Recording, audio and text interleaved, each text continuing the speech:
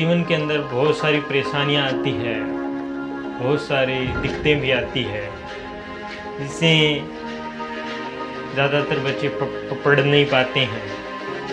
लेकिन अंदर अगर आपके अंदर हौसला है किसी चीज़ को पाने का, किसी चीज़ को पाने का अगर आपके अंदर हौसला है ना, तो ये परेशानियाँ कुछ नहीं बिगाड़ सकती। चाहे ज़िंदगी में कितनी भी परेशानी क्यों ना आ जाए, अगर आपके अंदर कुछ करने का हौसला है ना, तो वह हौसला आपको हर बुलंदियां तक ले जाए। जीवन के अंदर कभी भी हौसलों को ये मत बताओ कि आपकी परेशानी कितनी बड़ी है।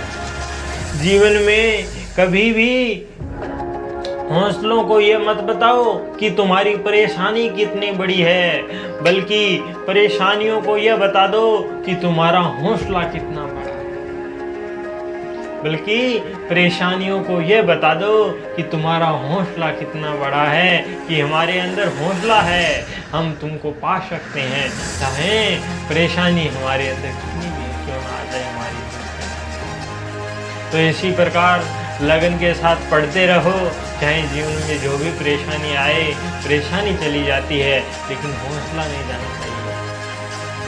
तो इसी के मैं आप सभी दोस्तों का सोडा उत्कर्ष क्लासेस पे स्वागत करता हूं। और पिछली क्लास में मैंने रेगुलेटिंग एक्ट था 1773 का, और जो सेंटिमेंटल एक्ट था 1781 का, वो मैंने पढ़ाया था। और आज हम आगे के एक्ट को पढ़ेंगे।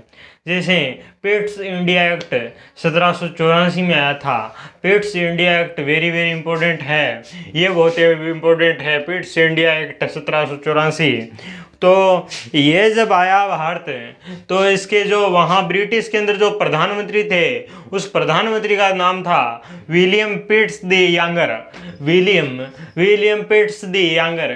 तो विलियम पिट्स द यंगर ने क्या किया, भारत के अंदर 1784 के अंदर पिट्स इंडिया एक्ट भेजा। और पिट्स इंडिया एक्ट के माध्यम से उन्होंने क्या किया कि भाई अब ऐसा हो गया था दोस्त कि जो 1773 है उसमें तो रेगुलेट किया गया था, और उसमें जो कमियां रह गई थी उसको 1781 में थोड़ा सा सुधार दिया गया था उच्चतम न्यायालय को, और जो जनरल है उन दोनों में डिफरेंस किया गया था। उसके बाद में उनको एक कमी और महसूस हुई कि भाई अगर भारत में अगर इतनी हमारी ईस्ट इंडिया कंपनी है जो इतनी गति कर रही है, तो इसके लिए हम क्या करें कि ब्रिटिश के अंदर कुछ और परिवर्तन करें। वहाँ ब्रिटिश के अंदर कुछ संस्था बना दें, और संस्था क्या करेगी, डायरेक्ट वहाँ से कनेक्टेड रहेगी, और वहाँ से जो भी सूचना मिलेगी वो राजा तक पहुँचाएगी।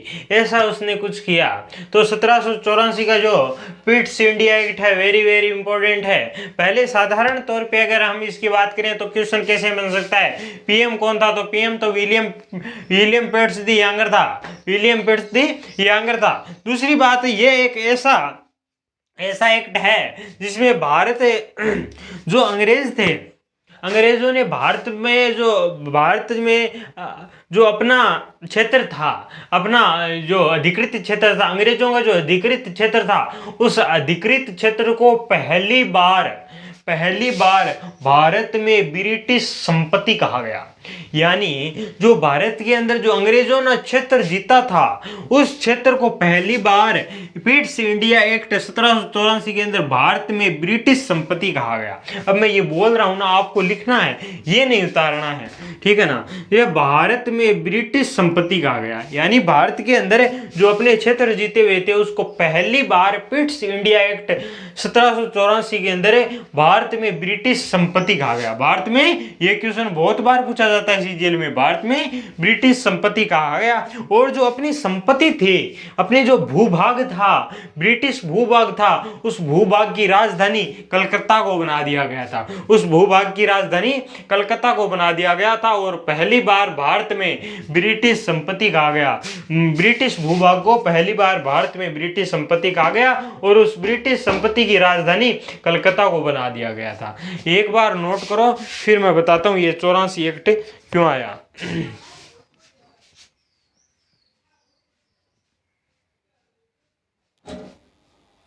अब देखो,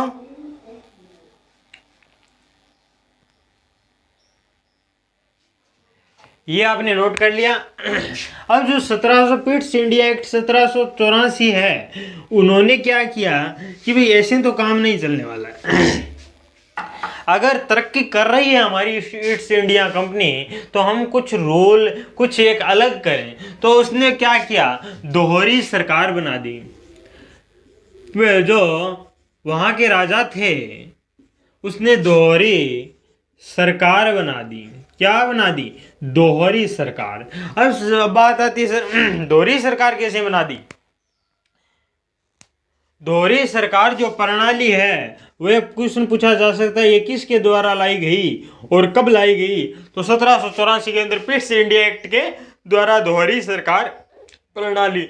अभी ये क्या थी, देखो, जैसे सरकार दो टुकड़ों में बढ़ चुकी थी, यानी दो संस्थाएं बना दी गई थी।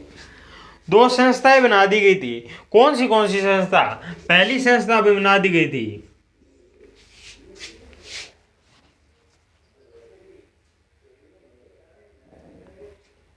पहली संस्था थी निर्देशक बोर्ड, निर्देशक बोर्ड। और दूसरी थी नियंत्रक बोर्ड, नियंत्रण बोर्ड। पहली थी निर्देशक बोर्ड और दूसरी थी नियंत्रक बोर्ड या नियंत्रण बोर्ड। तो ये दो संस्थाएं बना दी गई थी।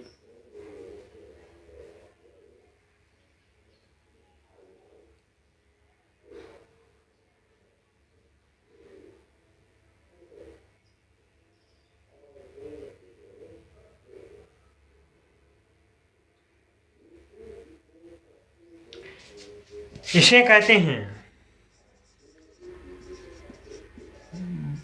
Board of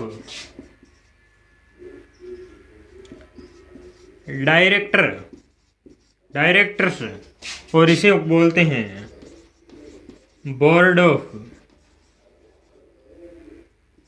control. यानी अब ध्यान से सुनो मेरे दोस्त, ध्यान से सुनो।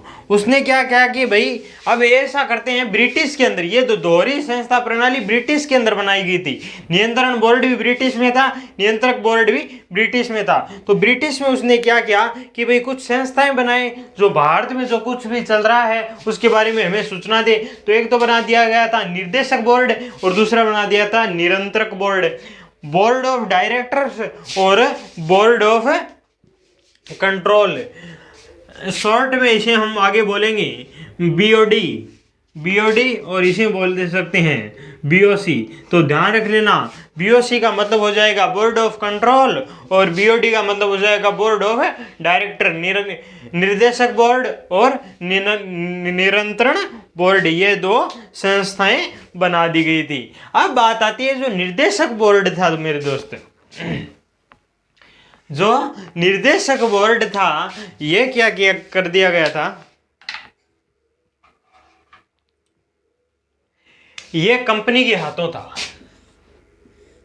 ये किसके हाथ में था, कंपनी के हाथ में दे दिया गया था। निर्देशक बोर्ड को कंपनी के हाथ में दे दिया गया था कि कंपनी करे। और जो नियंत्रक बोर्ड है उसमें 6 सदस्य लाए गए थे। कितने सदस्य लाए गए थे, 6 सदस्य। इसके अंदर 6 सदस्य लाए गए, 6 सदस्य इंग्लैंड से लाए गए जो नियंत्रक मंडल में थे। अब बात आती है इनका काम क्या था और इसका काम क्या था।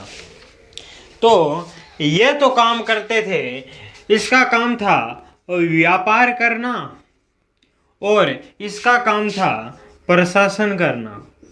ध्यान से सुनो, यानी उसे एक बात महसूस हो गई थी उस टाइम ही कि भाई व्यापार और प्रशासन, वहाँ दोनों धंधे चल रहे हैं, प्रशासन भी चल रहा है और व्यापार भी चल रहा है। तो व्यापार के लिए कंपनी के हाथों में क्या बना दिया गया, निर्देशक board, board of director, BOD, और जो प्रशासन के लिए है, प्रशासन के लिए 6 सदस्यों की एक कमेटी बना दी गई थी, नियंत्रण board, board of control, BOC, ये प्रशासन के लिए कर दिया गया था और ये व्यापार के लिए। तो व्यापार और प्रशासन दोनों को दोहरी सरकार के रूप में बना दिया गया था। पिट्स इंडिया एक्ट 1784 के अंदर, वेरी वेरी इंपॉर्टेंट है पिट्स इंडिया एक्ट।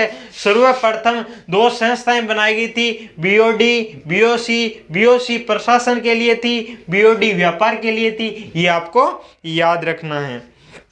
अब देखो, ये 2 संस्थाएं बनाने के कारण में जो जनरल था, जनरल की जो परिषद थी उसमें 4 सदस्य लाए गए थे। रेगुलेटिंग एक्ट के अनुसार जो सदस्य था, जनरल की परिषद के अंदर 4 सदस्य थे। यहाँ क्या कर दिया गया था, एक बात और नोट कर लेना, यहाँ जो परिषद है, जनरल की परिषद है, जनरल की जो परिषद है, उस परिषद के अंदर 4 से 3 सदस्य कर दिए गए थे, यानी 4 से 3 सदस्य कर दिए गए थे, यानी 4 को हटा दिए और उसकी जगह 3 सदस्य कर दिए गए थे।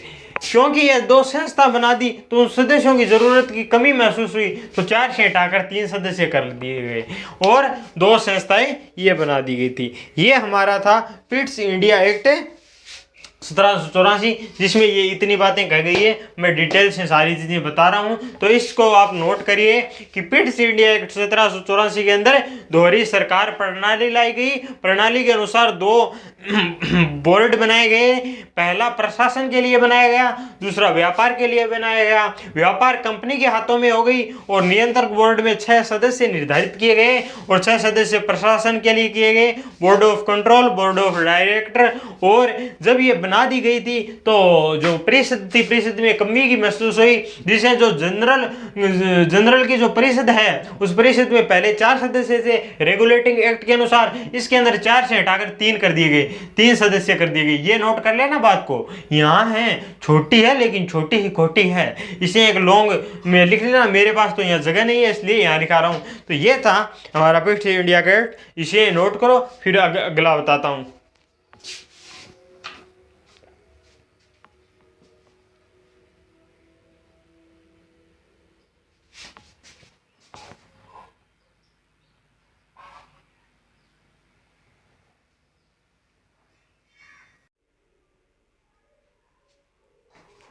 अब देखो दोस्त, 1793 का चार्ल्स चार्टर एक्ट, अब ध्यान से सुनो, ये छोटा ही है लेकिन छोटा ही बहुत इम्पोर्टेंट है। मैंने ये कहा था, रेगुलेटिंग जब एक्ट पढ़ाया था, मैंने ये कहा था कि 1773 के अंदर रेगुलेटिंग एक्ट आया। 1773 के अंदर दोस्त रेगुलेटिंग एक्ट आया। रेगुलेटिंग एक्ट में यह कहा गया कि व्यापार के लिए 20 वर्ष के लिए भाई आपको छूट दी जाती है, यानी 1793 तक, 1793 तक। अब 1793 में एक और चार्टर एक्ट लाया गया, उसके अनुसार 20 वर्ष और बढ़ा दिया गया, यानी जो ट्रेड मोनोपोली थी, जो ट्रेड मोनोपोली थी, ट्रेड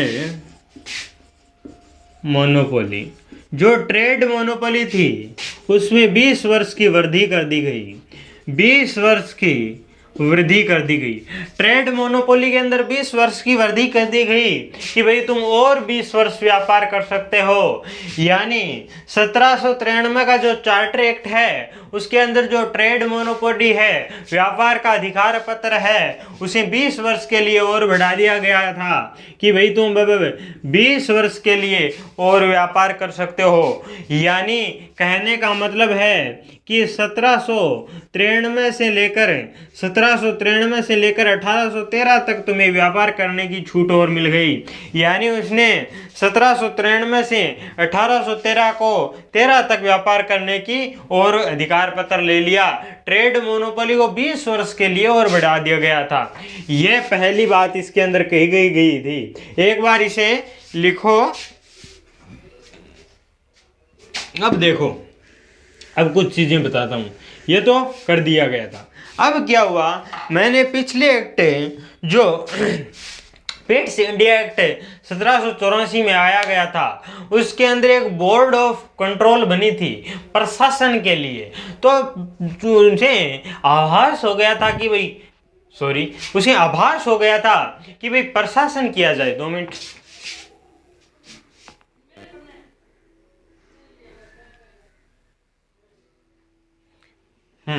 उसे अंग्रेजों को यह आभास हो गया था कि भाई प्रशासन करें, और वो चाहने लग गए थे कि भाई प्रशासन तो किया जाए। इसीलिए उसने बोर्ड ऑफ कंट्रोल की स्थापना कर दी थी।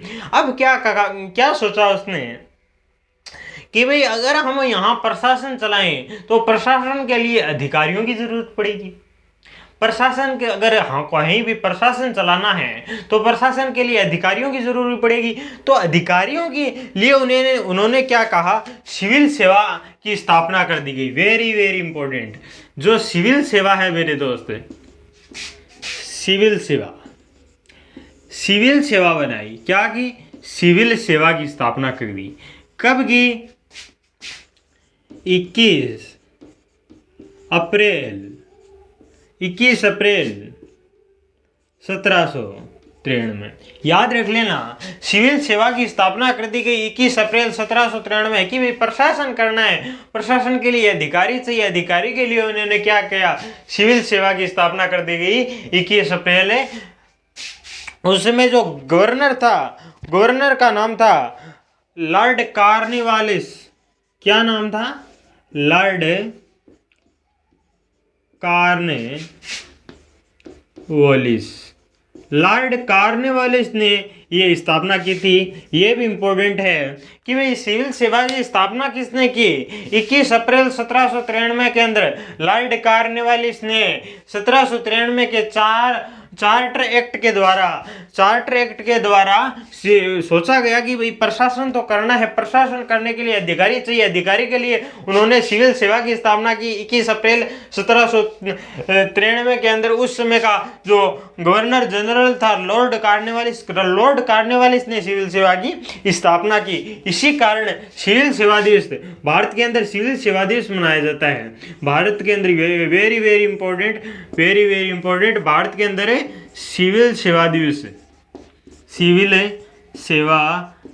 21 अप्रैल को मनाया जाता है। 21 अप्रैल को। एक बार इसे नोट करो, मैं फिर आगे बताऊंगा। सिविल सेवा दिवस, सिविल सेवा की स्थापना की गई 21 अप्रैल 1793 को लॉर्ड कॉर्नवालिस के द्वारा। इस कारण सिविल सेवा दिवस 21 अप्रैल को मनाया जाता है। इसको नोट करो।